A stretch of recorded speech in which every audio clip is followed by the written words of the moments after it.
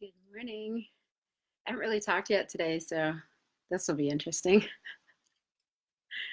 I guess I don't usually talk before my morning videos, so I'm watching for someone to hop on here.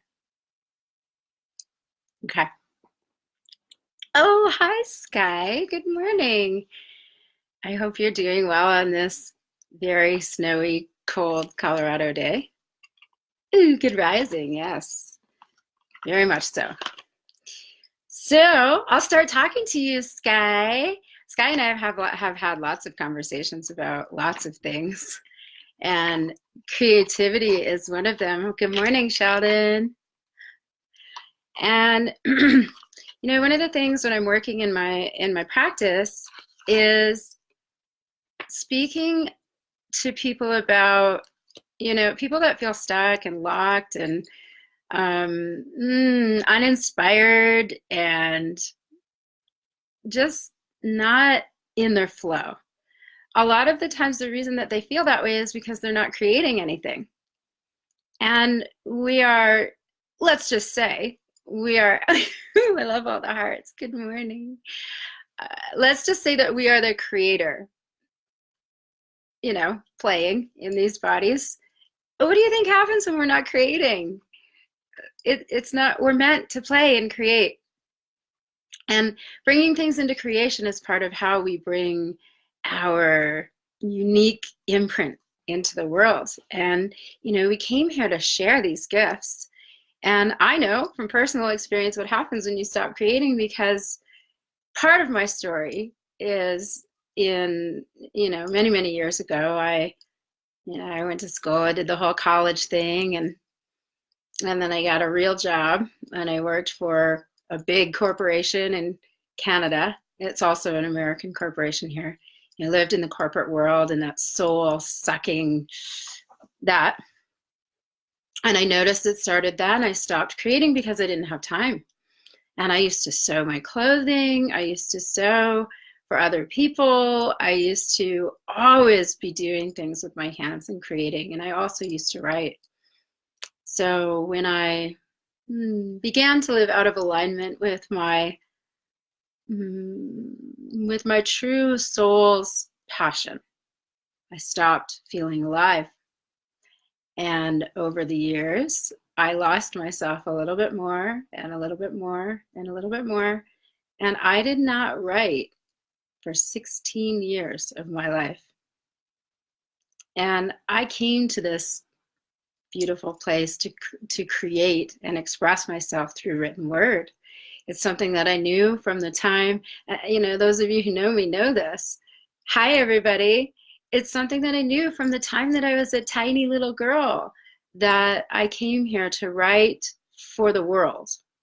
It sounds lofty, but why not? I was a kid, and I had a sense that whatever it was that I would write when I grew up would be something that would have an impact on my human family in a way that would be peaceful and something different. It was unique to me. I didn't know what it would be. I didn't know when it would happen. I didn't know what I would write about, but I knew that I would write. And, for 16 years of my life, not expressing myself in that way, I bled out for a lot of reasons, but that was a big one. Spiritually, I felt hollow. And, that my external experience was kind of mirroring that back to me, that emptiness and that feeling of I've lost myself almost completely. And that was when I asked to find myself again. And I think that, I think I started to write a little bit, maybe in a journal, but it was really Sparkle Pause was the story that got me writing again. I woke up in the middle of the night, and this was inspired by our real life experience with our dog Bodhisattva. I woke up in the middle of the night and I wrote Sparkle Pause in 2 hours. It just flowed through. And in that remembering of that gift and that re-establishing of that part of myself, that reconnecting to my creative flow, I started to feel alive again. And that was really when the magic started to happen, because I was tapping into creator, me as the creator, and allowing that expression to come through me so that I didn't feel like I wasn't contributing, and that's my passion, is what I'm most passionate about, is writing. So my message to all of you is a little snippet of my story. My message to all of you is that, the number one thing to remember to do if you are not feeling alive, if you're not feeling present, if you're not feeling inspired, do something creative. Okay, it doesn't matter what it is, singing, dancing, singing and dancing in the shower, I don't care.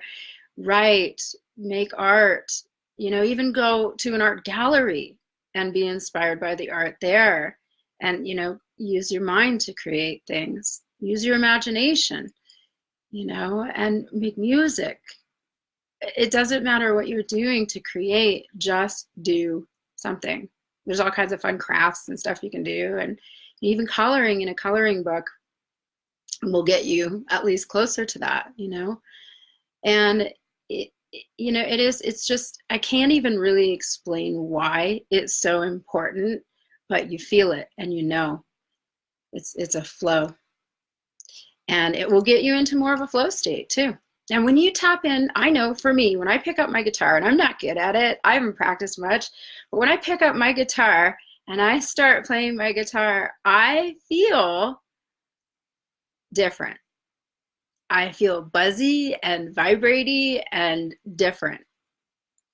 So let's make sure that we're aligning with our creative flow, whatever the gifts are that we brought. What are you passionate about? What do you see as your muse? Find it. It's you. Okay, so today I have a little surprise for you, and I'm a little bit nervous about it because one of the things that I came here to bring into creation is a beautiful story. It's a love story, but it's not a love story of two people. It's a love story of the creator for itself, and in a microcosmic experience that represents something so much greater. And it is my hope that this gift that I'm bringing to the world through me will be something that will help open people's hearts and minds to something that they know is true within them, a universal truth. You can feel it. So there's something else that I wanted to say about this before I go ahead and read it. I don't remember. Oh, yes, I know. So in 2014, and again, there's some of you who know me. Hi, everybody. Good morning. In 2014, I was sitting at my kitchen table, devastated, broken, shattered. I knew that something had to change or I was not going to survive this experience. My physical health had been declining and all these weird things were happening that the doctors couldn't explain with my health. And I was seeking answers so that I could learn how to be well. And I was seeking answers within and asking, something greater than me. There's got to be more than this, talking to Jesus, finding faith again and asking for help, begging, my moment of being on my knees, asking for mercy was the moment that I received a message, and it came like a lateral thought through the back of my head. And I heard the voice as clear as a bell, neither male or female, but it actually felt like it was coming from my dog. And it said, "It is time to write your story." And it was like an activation that shook me out of the dream. It woke me up. And I had a very intense experience for quite a while after that. And I won't disclose anything more about my actual story because the book that I've written is based on my story. and me writing my stories, living the story, and then bringing it into the world in the physical form of actually writing the story. So hopefully this makes sense, because I kind of feel like I'm all over the place. Okay, so today, and this is a piece of my heart that I'm about to share with you, so I'll probably get emotional. This is my life. Okay, so you ready? What does that say, Muse? Hi, Sheldon. I could see your little face pop up there and then all the hearts. Okay, so I have to find it. Bear with me.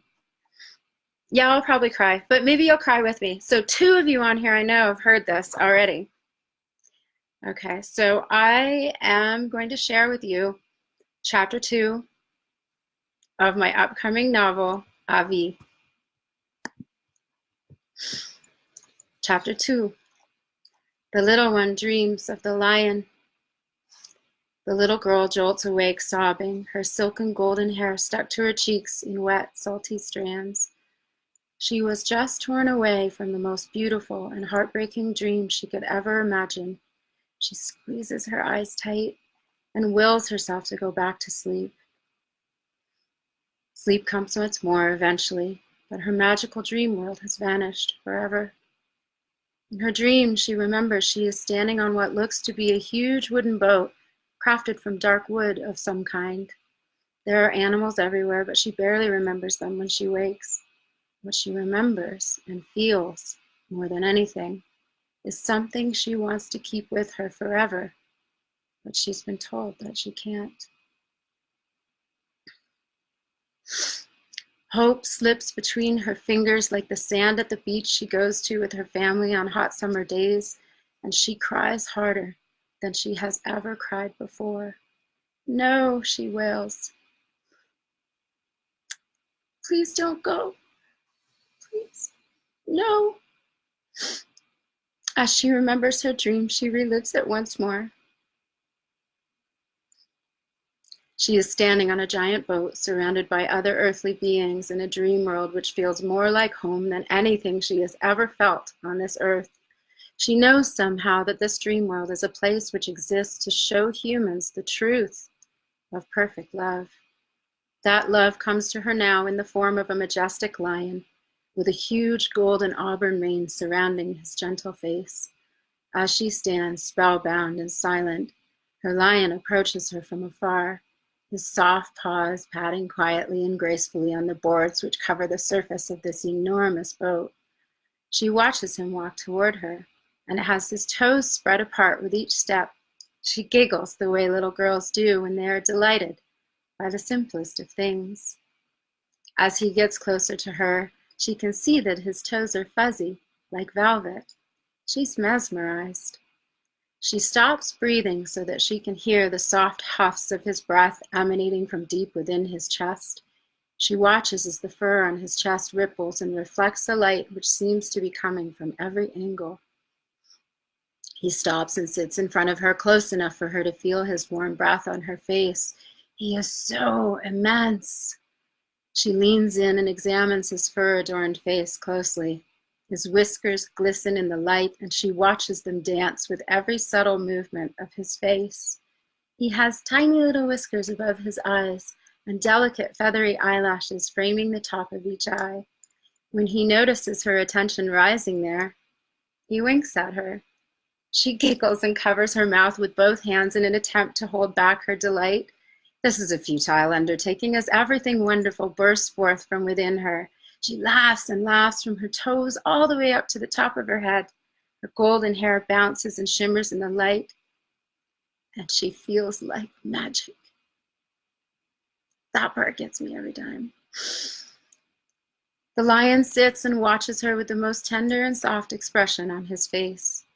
She grows quiet as she notices that he has the most wistful look in his eyes, and he almost looks as though he might cry in this moment. His golden brown eyes are wise and kind. The fur on his face looks weathered but well kept. He doesn't have scars, but he looks ancient. He looks both worldly and otherworldly, in a way she can't quite explain, but it feels familiar to her. She looks down at her own body now, At her own feet, they are bare too, and her lion glances at her toes and offers a soft smile. He likes her smooth pink human toes too. They are cute. She wiggles them and giggles again as she looks back to his face to see his reaction. A low huff huff comes from the back of his throat, and he snorts softly through his nose. Her eyes grow wide. Is he laughing with her? She looks at his mouth, and there it is, a faint smile. That smile is so familiar somehow, but why? How can that be? She realizes that she both knows and doesn't know, and she is awash in the delight of her own curiosity. She stares at him, and he gazes back, calm and reassuring. There is something about the way he feels to her. She feels so safe and so adored in his presence. Suddenly, but not in a way that is alarming, words begin tumbling forth from his mouth. He speaks to her in human words and has a voice which rumbles and vibrates through her heart like thunder. He speaks softly, and yet his words roar louder and touch her more deeply than anything that she could ever imagine. It seems as though he speaks softly to her for hours on that boat. His words, these messages of something greater than her, blend and blur together as time slips into the moments just before she jolts back to her body in the waking world. Time slows and his words come more measured, almost in the tempo of her own heartbeat. He is telling her how much he loves her. She can feel this truth resonating and ringing like a church bell in every cell of her body. Her bones ache with this knowing. She has never known the feeling of knowing love like this before. This love is certain. This love is eternal. This love loves both simply and profoundly, no matter what comes, it exists. Her heart is broken wide open in the face of this love, this remembrance, this knowing of what home feels like. Her lion is reassuring her, telling her that she is the beloved one. Suddenly the light dims and the timbre of her lion's voice changes. His demeanor grows serious and his eyes darken. He leans in closer to her and speaks firmly, but with a kindness she can barely grasp. She feels something like regret simmering within him, but he is peaceful and resolved. As the words she cannot bear to hear rumble forth from his mouth and drive straight through her heart, she begins to weep from the depths of all that she has ever known. I have to leave you now, my love. No, she wails, please don't go. She buries her hands in his thick mane and presses her face against his as she sobs. No, please, please, please don't leave me. The weight of the sorrow she feels is immense. This is almost unbearable. My child, my beautiful one, I must leave you now, but I promise you this one thing. I will return to you one day. You will grow strong without me. The little girl blinks hard and pulls her tear-streaked face back from his. She looks deep into his eyes one last time. She sees her own sorrow reflected back to her, and she begins to know what it means to feel both whole and empty at once. She awakens. The days and years pass, and the little girl grows into a woman. The pain of separation dulls as the years pass, and as life offers her the things which hurt, she begins to forget what pure love really is. Countless nights she has prayed to visit her lion once again in that place beyond just dreams, but moments like that are not meant to be repeated. For all this little girl's life, she holds this dream and her precious lion in her heart, every moment of every day, and she prays for his return so that she might feel that perfect love once more. I am you. You are me. We are we. I am the Alpha and the Omega. I am the dawn and the setting sun. I am earthly. I am cosmic. I am creation. I am creator. I am. So that is chapter 2 of AVI. And that dream, that was my dream as a little girl.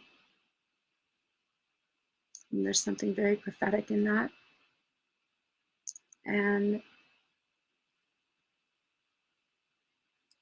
what I would ask of all of you today is that you align with your higher knowing of who you really are. And that you, if you haven't already, begin to remember that this is so much more than what it seems. And you're living in a creation of illusion. Go into your heart and seek the answers. Okay, if you have questions, the answers are there, right inside of you. Okay, I hope that you enjoyed that share. It's very vulnerable for me. So I'm going to sign off, and I wish all of you the most beautiful, blessed day. I love you. From the tips of my toes to the top of my head, I love you all so much. Have a beautiful, beautiful day.